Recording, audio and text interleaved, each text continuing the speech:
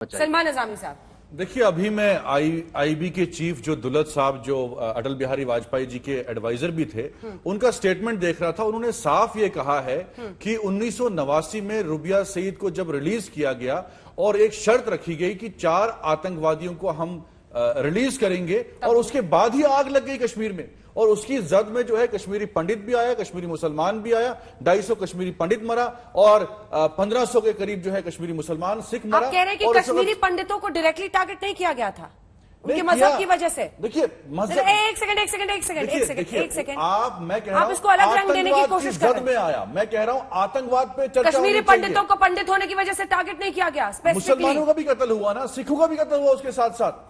और उसके बाद क्या हुआ? सरकार में कौन लोग थे?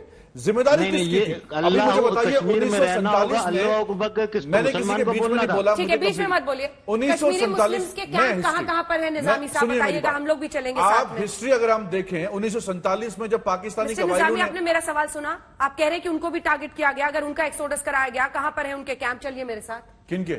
कश्मीरी मुस्लिमों के। बिल्कुल, जम्मू जाइए, आप रिलीफ कमिश्नर का डेटा देखिए, कितने कश्मीरी मुसलमान वहां से निकल के आए। आईबी चीफ बोल रहा है, ये स्टेटमेंट मैं तो नहीं बोल रहा हूं ना। जो उनका पलायन हुआ, वो माइग्रेट हुए, कहीं दिल्ली आ गए, कहीं जम्मू आ गए, चिनाब वैली से निकल के। मैडम अभी तक कश्मीरी मुसलमान मर रहे वहां। एक नाम बता दीजिए। कल बडगाम में हमला हुआ, 2 लोग मर गए, वो भी कश्मीरी मुसलमान थे। कल बडगाम, छोड़िए 1990, आप बहुत दूर है। कल की बात देखिए।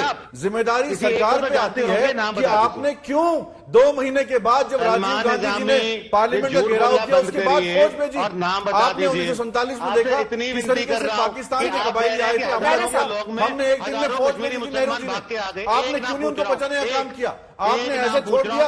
अरे सरकार ने सरेंडर कर दिया आतंकवादी के सामने, बोला हम नहीं बचा सकते, निकलना है तो निकल जाओ। बंद करिए। ये तो फेलियर है आपका।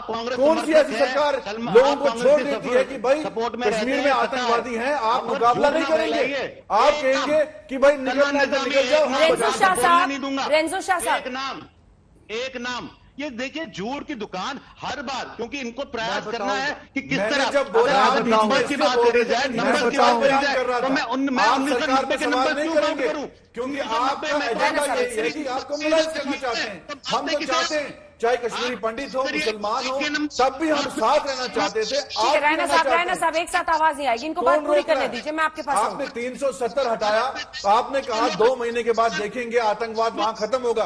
कल बडगाम में 2 लोगों की हत्या हुई, आतंकवाद खत्म नहीं हुआ। इधर मुकाबला आतंकवाद के साथ खिलाफ होना चाहिए। ठीक है, रेंजो शाह साहब, उम्मीद करेंगे आप न्यूट्रल होकर बात करेंगे। ये कह रहे कि कश्मीरी मुस्लिमों को भी टारगेट किया गया, उनका पलायन कराया गया, उनके कैंप है।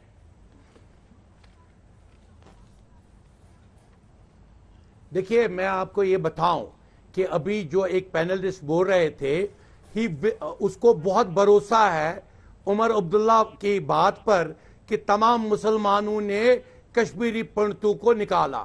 ये एक वोट बैंक पॉलिटिक्स थी कि पंडितों को कहे कि मुसलमानों ने किया, मुसलमानों को कहे कि पंडित आपके खिलाफ है। बात यह है कि majority of Muslims are with Kashmiri Pandit आज भी, उस वक्त भी। और अगर चले गए, भाग गए, जो निजामी साहब कह रहे थे, उसमें उस शख्स का जिसका रेफरेंस दिया उसका बाप भी लंदन चला गया। उसी वक्त 18 जनवरी को उसने इस्तीफा दिया, 19 को वो भाग गया। तो उसका भागना भी रिप्रेजेंट कर रहा है अकॉर्डिंग टू रैना साहब कि मुसलमान भाग गए, अकॉर्डिंग टू रैना साहब, क्योंकि ही बिलीव्स हिज सन।